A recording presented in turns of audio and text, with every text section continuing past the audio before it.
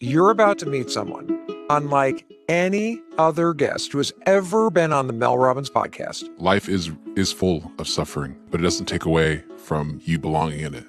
Talking about my stories and the music, all I do it for is for you to know that your time here is meant. Crooked the road. His name is Monrovia. You and I are going to be swept away not only by his story, but by his humility, his compassion, and the message that he is here to tell you today. It's a message that's going to leave you feeling loved, empowered, and clear. Mon's life story sounds like a movie, and every bit of it is true.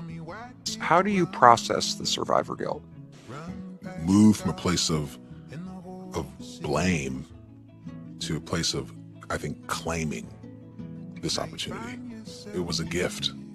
If you stop now, you'll never know the groups of people that are waiting to bring you into that fold, or the lives that you're going to impact in this life, on this journey.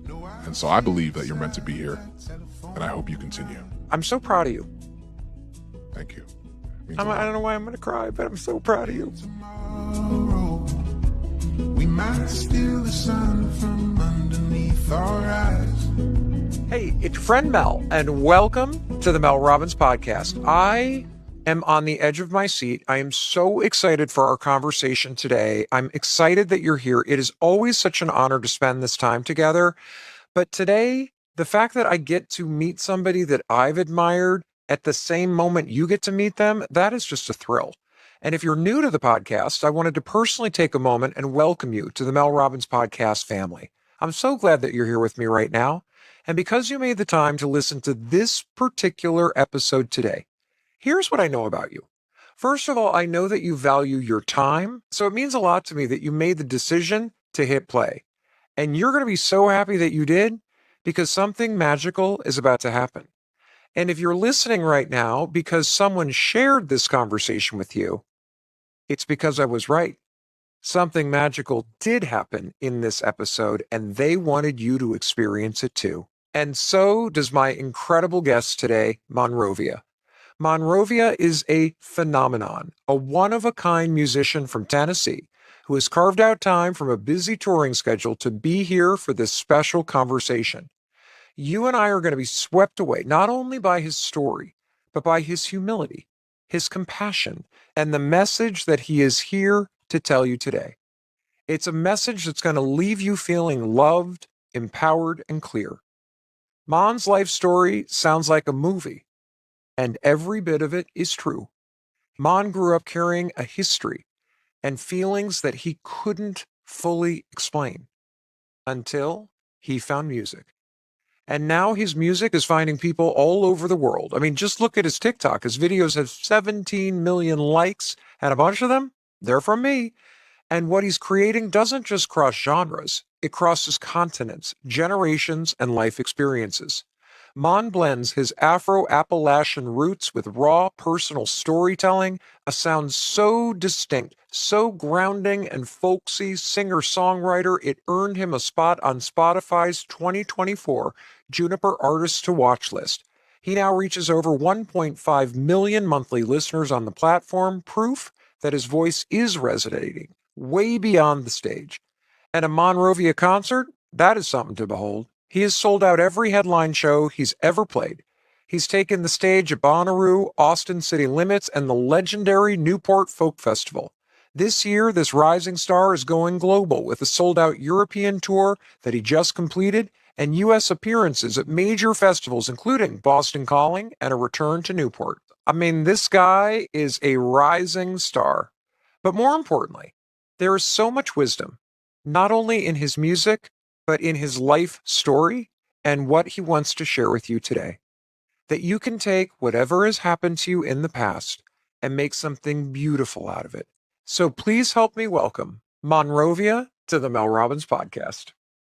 Monrovia, I am so excited to meet you in person. Thank you for jumping on a plane. Thank you for being here. Congratulations on all your success. I am so excited to talk to you.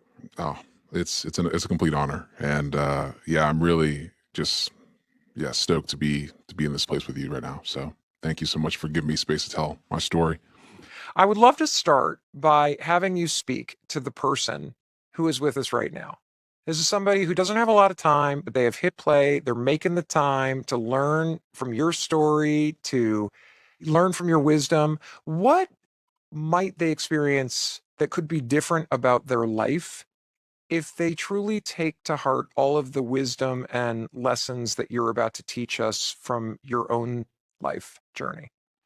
Yeah, I think something that I hope for just that one person is to know that life is full of suffering, but it doesn't take away from you belonging in it. That you have such an amazing part to play in the scheme of things. And so, yeah, I mean, talking about my stories and the music, all I do it for is for you to know that your time here is meant. How do you cultivate that belief? And I'm sure we're going to get into it. If you're in a place in your life where you are really suffering, how do you get yourself to believe that you're meant to be here and that there's something bigger for you?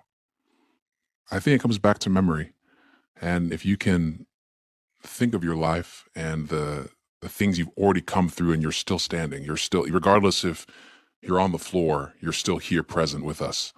And memory is an important part of the art of continuation. Knowing that you've come through things already and believing that you will again until you get to that place where maybe you're more, fulfilled and strengthened, is the ways I've kept myself going forward. For somebody who is just meeting you for the first time, I was introduced to you through a very, very dear friend of mine. I have been following you online for 18 months. I'm so proud of you. Thank Your you. music does feel like waking up from a dream. It immediately makes my shoulders drop. I'm so excited to see you exploding in terms of popularity and the recognition for your music. But for the person who hasn't heard you sing, has not heard your music, does not know your story, how would you describe the music that you create and the kind of artistry that you're putting into the world? Yeah, the music I create, uh, I think for one, is peaceful. When you enter, when that song comes on, my hope for you is to have you lose anxiety, for you to be able to sink in and think about, I think, the importance of one, yourself. And I hope my music takes people into that realm, and that they can then, I would say, understand just how important they are. So that's kind of the main purpose of the music. Yeah. Did you always know you wanted to be a musician? No, no, not at all. Yeah, I think I had this gift of making music, but I was a very shy person. I was really quiet growing up. I mean, I've come from a lot. I've gone through a lot of things at a young age already, and so I to assimilate as well in America. I think a lot of my life I was watchful, trying to see what my place was and how to act as an African American in a white household in more of a middle class space, private school. So a lot of my life was watchful. I wanted to play the part well, and I think that was something that just became what I was early on. I love that word watchful. It's so relatable because regardless of where you come from or who you are or what family you're in, I think we've all had those experiences where we enter a space or we enter a group of people or we enter a chapter of our life Yeah. and we say, I'm not sure I belong or I'm not sure what I'm supposed to do. And this idea of stepping back and watching, wow. I really get that about you. And I can think of moments in my life where I felt that way too. And I think it's something that we do when we also feel lost. Yeah. And it's probably a part of how you figure out how to find your way and find yourself. Yeah, and it also protects you from at the time from saying things maybe that you shouldn't say, or maybe social cues that you don't understand coming from different places or things like this. So it's definitely a protection, mechanism for me as well.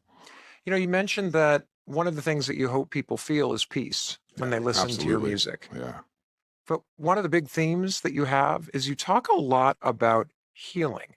In fact, the tour that you're on right now, Heal with Others. And I've also seen you use the quote, healing out loud.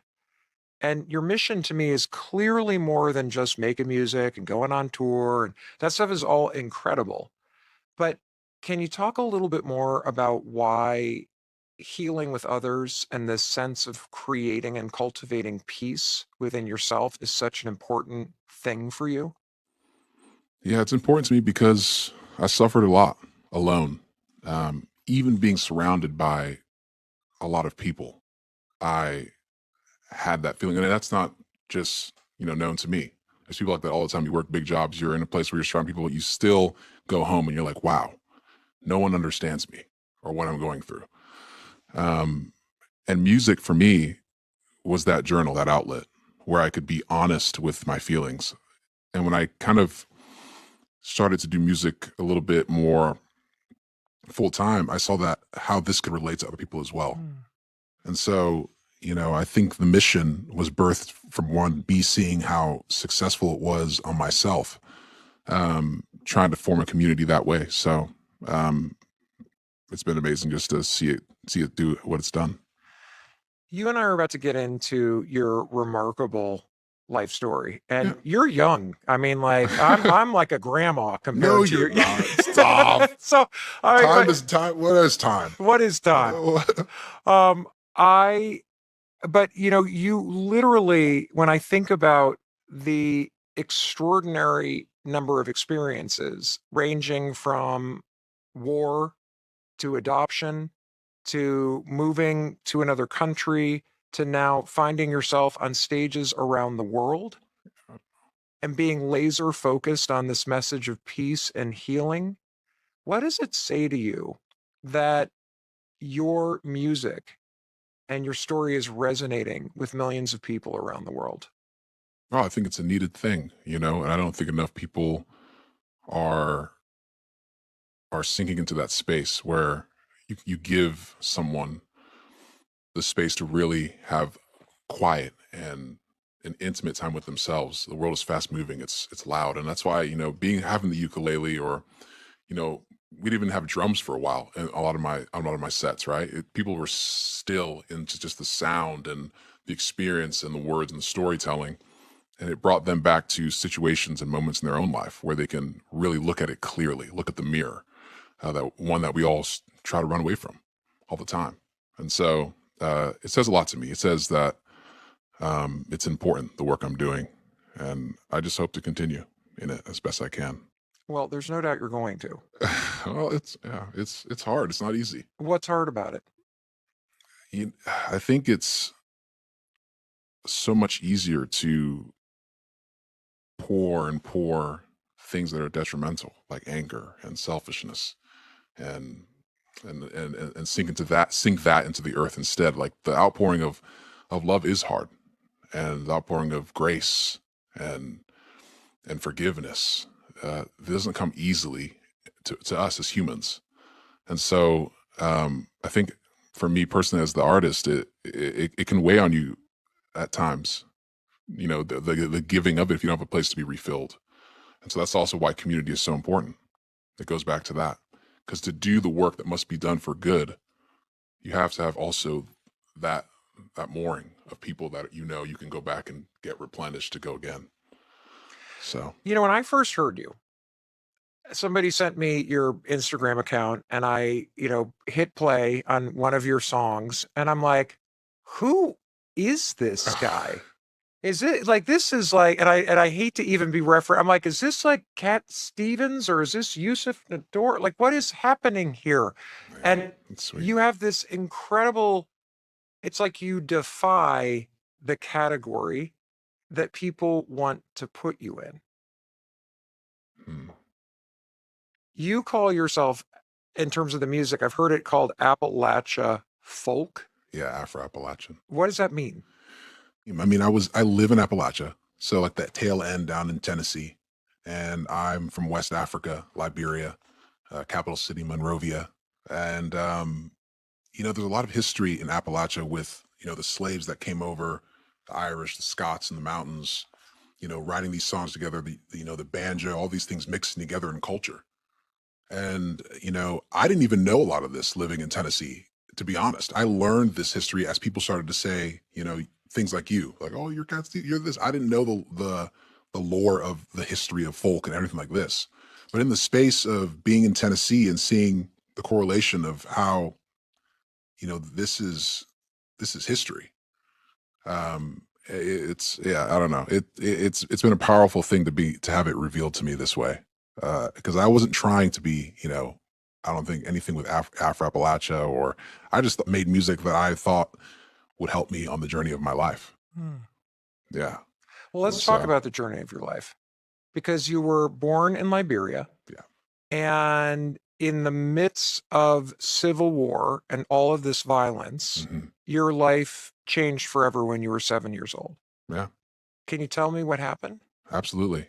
So my mom, she's a working woman, and so she had a couple kids along the way. A lot of them passed away during the war. So me, my brother, and my brother Timothy, my sister Tikumbla, who we call Jacqueline because the other name's just super hard to say. Us three, we lived. And she kept us and raised us as best she could. She passed away in childbirth with our other brother. And so it was just my grandmother, taking care of us at this time. And it was hard during the war. There was nothing, and this missionary family that had been working in Monrovia had been doing things in the community. And one of my aunts decided to go and literally just bring me to them. Like there was no, it could have been my sister, or it could have been my other brother that was chosen, but she picked me up and said, "You're going to go live with this family." And so from that day on, I lived with them. Yeah. Just in Liberia, and we lived through the war before we went back to the States for a little bit.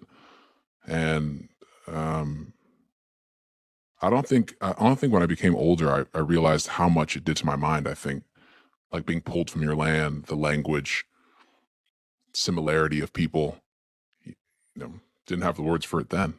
No, I didn't speak. I was quiet for a long time. Yeah, my adopted family tells me this all the time. They're like, "Yeah, you didn't say a word to us. We thought something was wrong with you." I was like, "Yeah, probably there was something wrong with me. I didn't know who you were. Who are these white people?" So, but did you have a sense when you said goodbye to your grandmother I didn't know it was goodbye. I don't think. Have you seen your brothers and sisters since this? Man, such a tale to get to that. But recently I did make contact with my sister after a long time of really not paying attention to anything about it. So it's been a very hard thing to come to terms with. I would imagine. Yeah. And I'm sure you'll continue to come to terms with it for your whole life. I think that's how something that dramatic actually works. Yeah. It was something that I wasn't ready for most of my life to look at. As I lived the American experience, I think it's so easy to feel ashamed of where you're from, even if you had no part to play in it. So I try to kind of just bury a lot of those things and forget. And how is that working? The past is always in the undertow, in the choices that you make, and it never left until I looked at it and was ready to accept the truth. What do you remember about what your life was like before this happened? Like being a kid growing up in the middle of this really violent war in Liberia? Because, in case the person listening doesn't understand, like one of the things that was happening is they were taking young boys like you and turning them into soldiers. Yeah. Yeah. My two brothers, Saturday and Emmanuel, they fought in the war, ages 5 to 10. And I grew up I was born in the midst of the fighting already. So all I would have known is chaos and violence. But before that, Liberia was a very beautiful place. Some of the friendliest people, and there was a lot of good going on.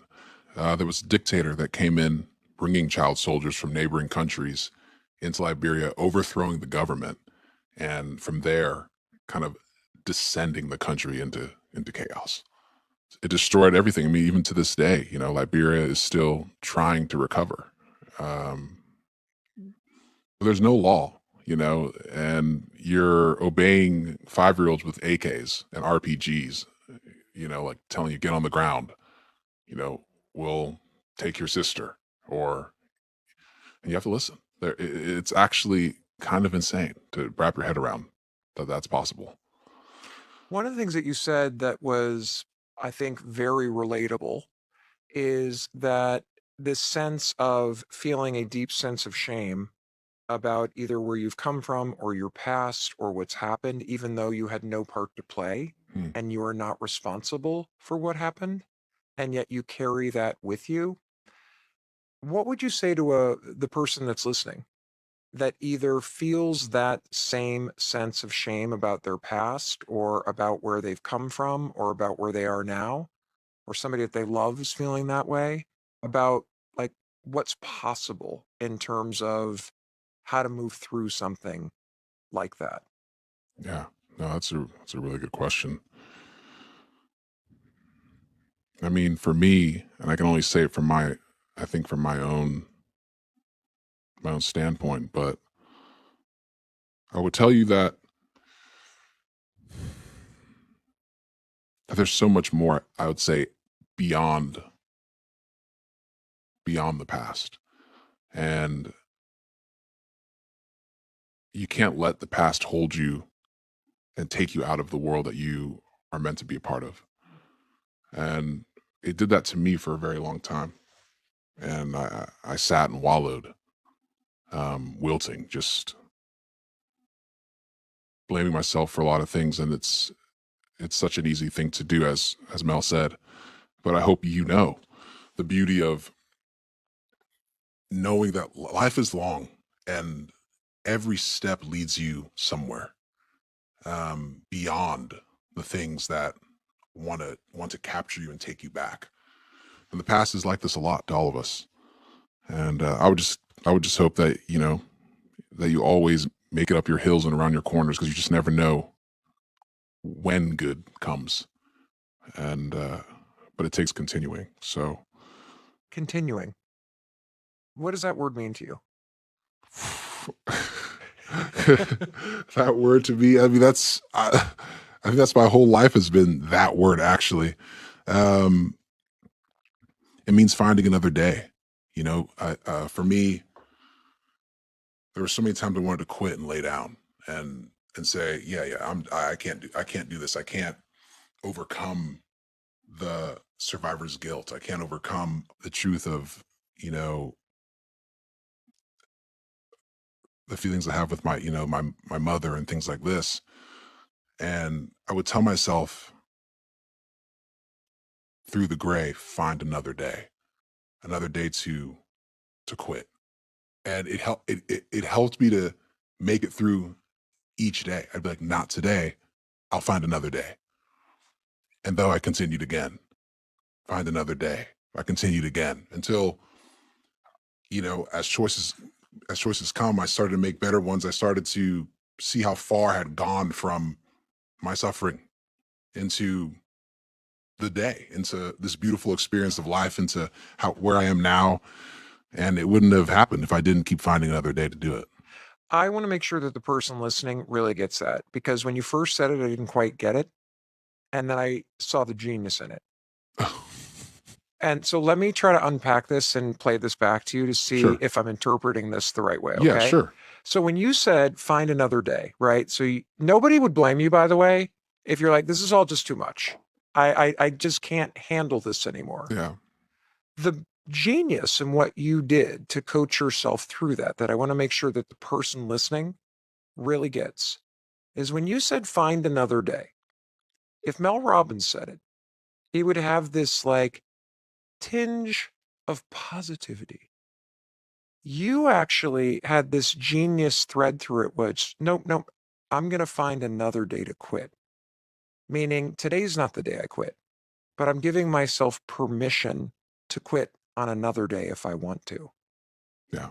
And there's so much truth and acknowledgement of how difficult the experience was, and maybe some days still is, to reconcile everything that's happened to you It's true. and to give yourself permission to feel what you need to feel. But when you say, not today, I'm going to find another day to quit, but today is not the day Yeah, I today quit, was not the day. right? Yeah, There's absolutely. something in the brutal honesty of that I think makes it profoundly powerful. You know, if you talk about adoption in itself, a lot of families think this. I'm saying mine did, but and they were an amazing family. But I'm saying when I look at people that I know that are adopted that have been rescued from, bad family or experiences around the world similar to mine, a lot of these adopted families believe just that, oh, you've been saved, so you're good. And it's just not the case for those that are adopted people.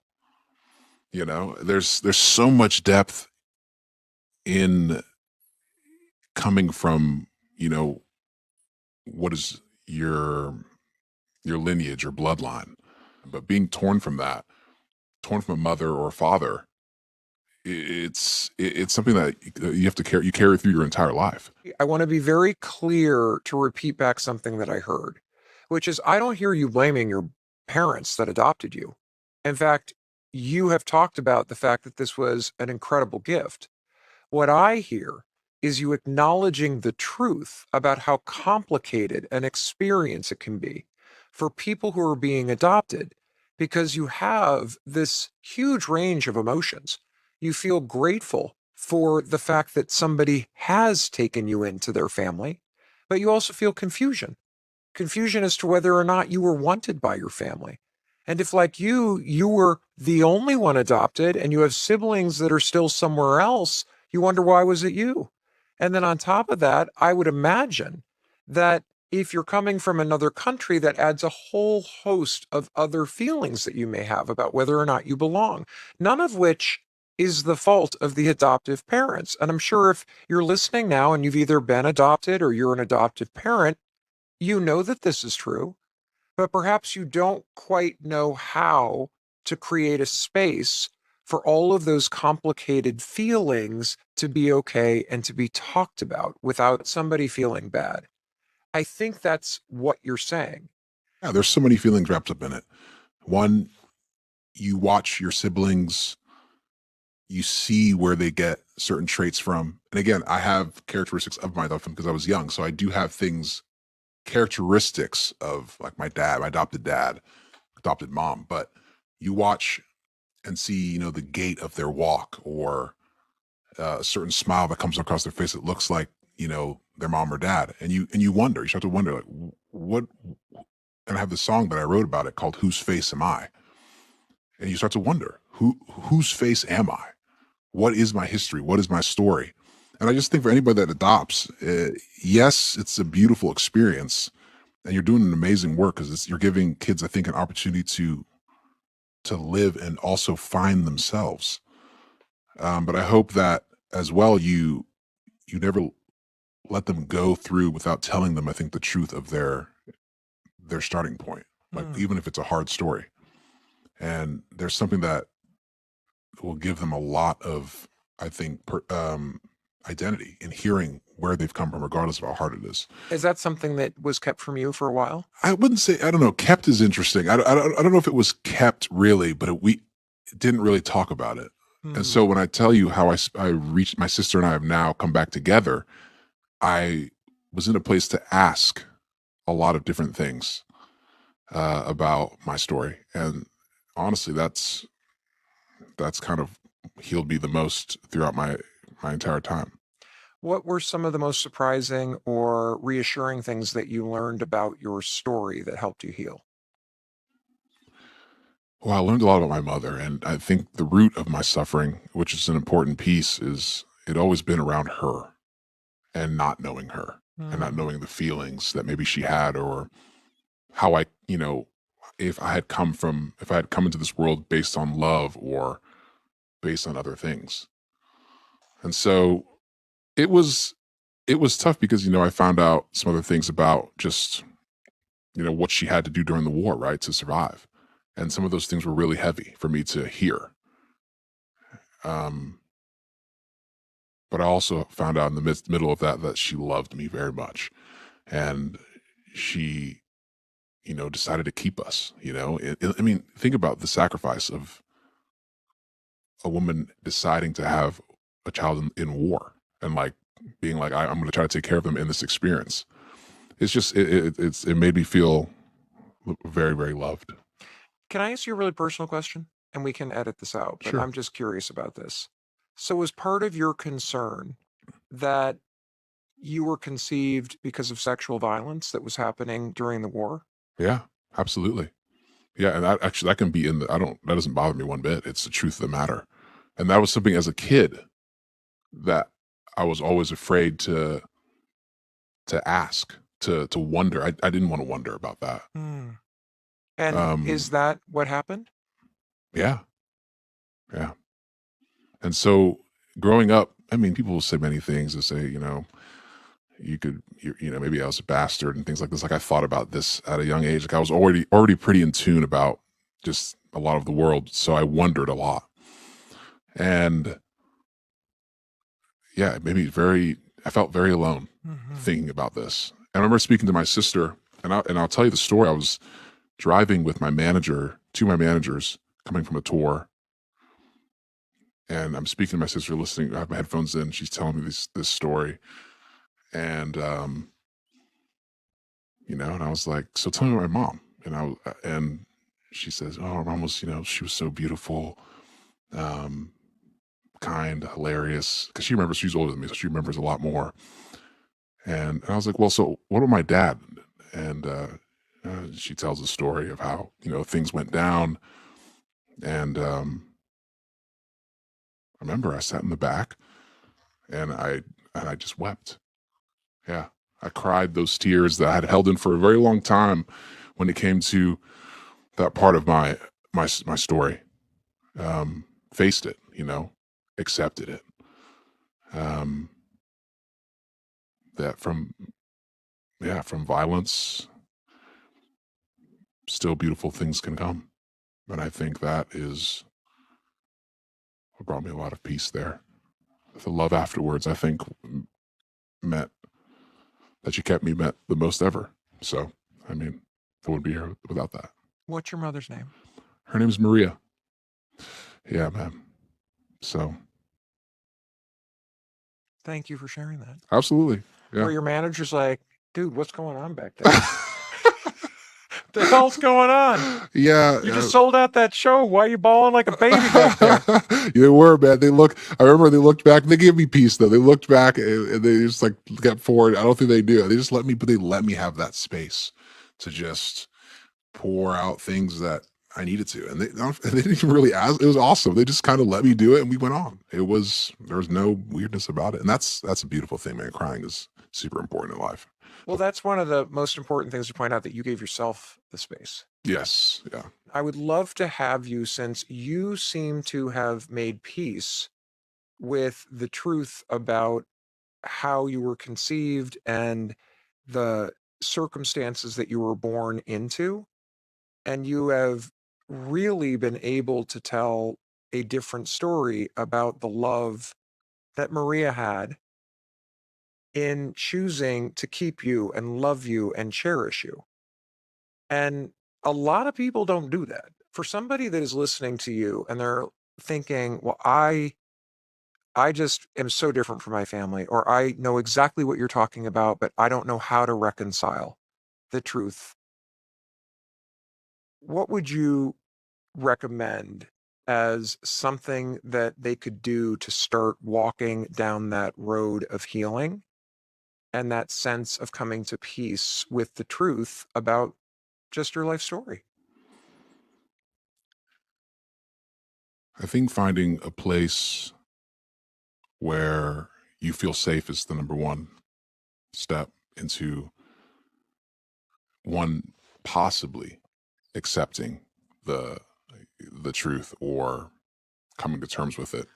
And for me, music was the safe space. So I would tell that person, if you have somewhere where the world is quiet, where you can look at it clearly and take the time, give yourself that time, because it wasn't something that I did when I was 7, 8, 9, 10, 11, 12. I mean, no, this was years.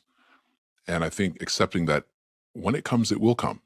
But you also have to create the spaces and that are not in the loudness of the world for you to be able to sit